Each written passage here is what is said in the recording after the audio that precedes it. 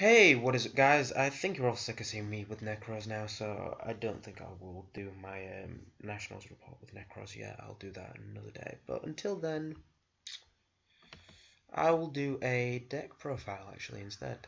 So, guys, the deck profile that I will be doing today is Amorphage. Now, Amorphage is an underlooked deck, and if you are building this, you are looking at about 60 quid to build this, including the card of Demise, because the Amorphage core itself is about 30 quid, and then the card of Demise is, I believe, they're about 10 each. They may be 15 now, but I'm not sure exact.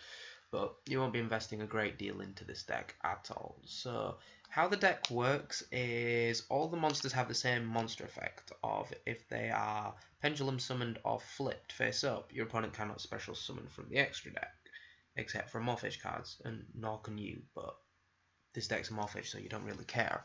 And they all have the same pendulum effect of tribute this card. They all have the same pendulum effect of tribute a monster or destroy this card with a little add-on, of course. Now, I'll just go through it and explain the add-ons and the reasons why.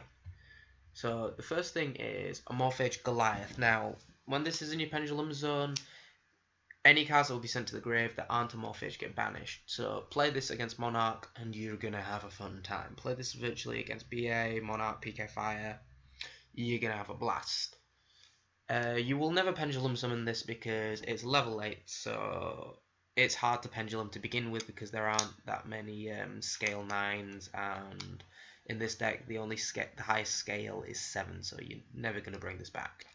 The next is Amorphage Sloth. Now this one stops either player from searching except by drawing them from the deck, so it's not really used as much in this because again it's level 6 and the scales for Amorphage are 3 and 5. The only way I can get this out is if eccentrics in my pendulum scale, so I don't tend to summon Sloth that much, so it just kind of sits there, and it's useful depending what I go up against, because if I find out that my opponent's playing Monarch or something like that in game 2, you have a very strong matchup against a lot of decks.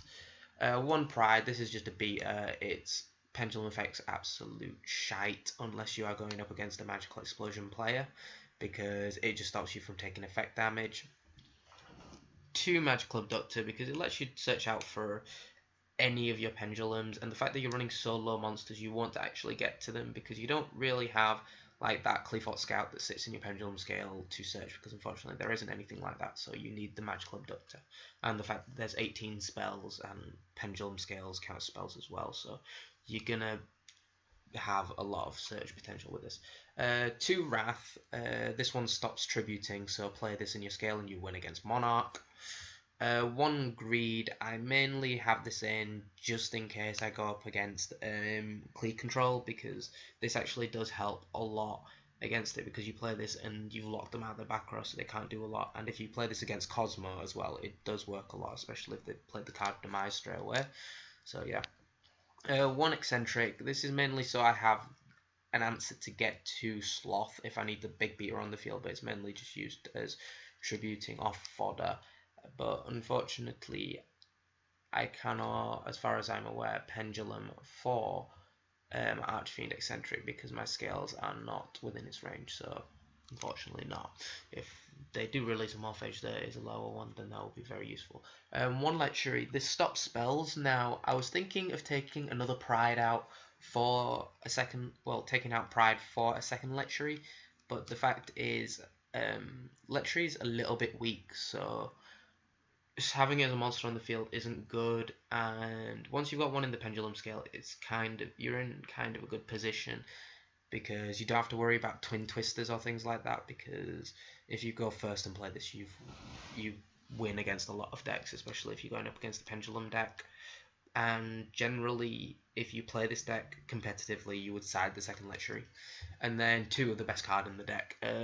2 Gluttony, this stops monster effects from activating. So why wouldn't you run this? Stops Monarchs, stops Burning Abyss. Why not? Even stops the Cosmos. So you play this in your scale and you win against a lot of decks. But that rounds up the monsters at 12 because it's like Clee Control, because you don't really want a lot of monsters, you just want the Backrow to make sure that you don't die. One Regeki because it's Regeki, one Dave piece, drawing into stuff is like the main thing of this deck. You want to draw as much as possible to get through all your stuff so that you can establish that good board straight away. 2 Dark Hole because unfortunately you can't run 3 Regeki, and this is like Regeki Mark II.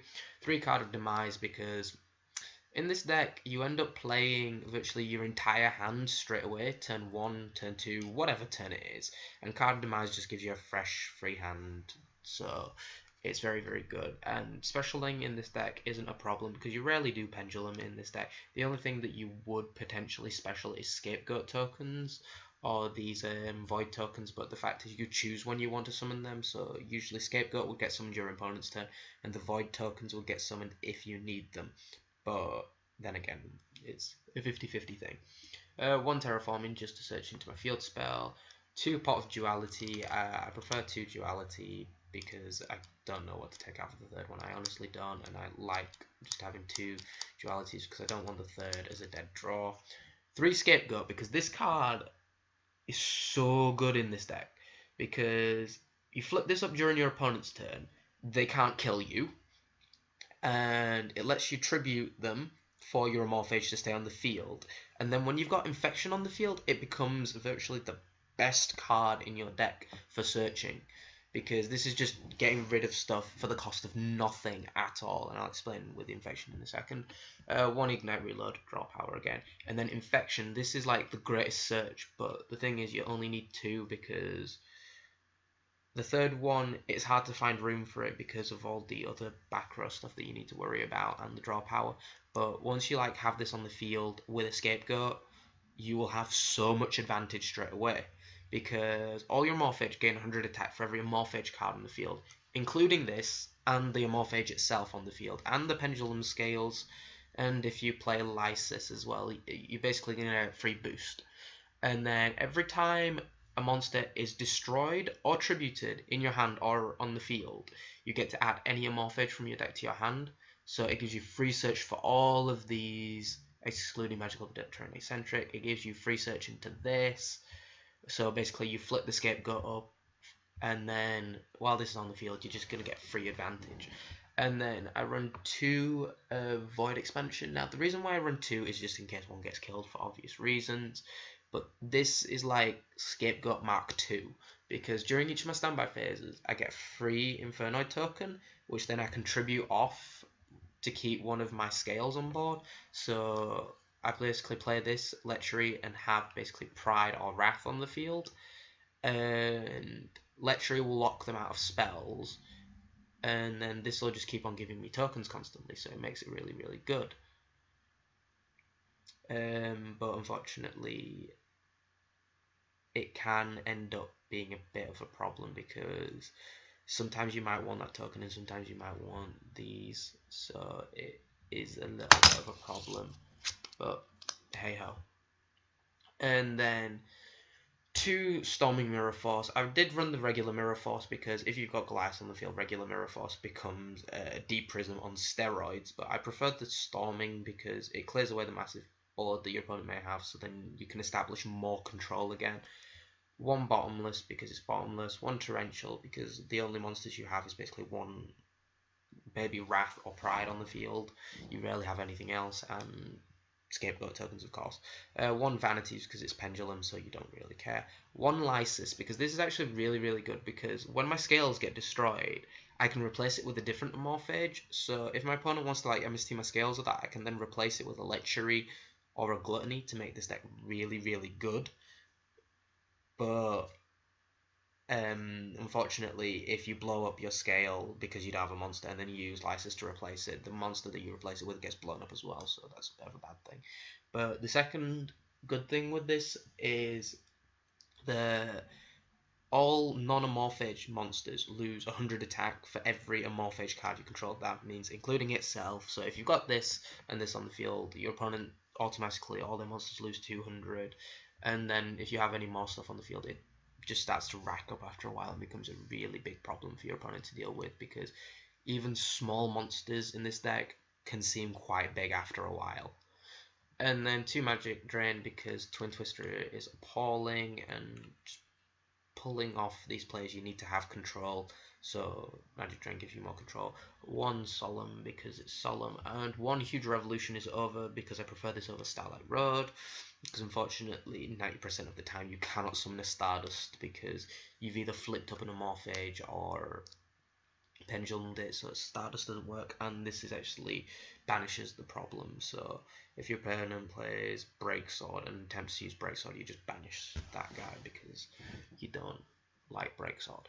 So thanks guys for watching. Don't forget to like, comment and subscribe as always, and I want to know your opinions on this because so far I've played only about 10 games with this and it's gone quite well. I've won 8 out of the 10 games. I will show replays later, but I'm not going to do dueling network replays because the one game would go on for half an hour, so they'd all be Dev Pro replays. So I'm signing out now. Peace.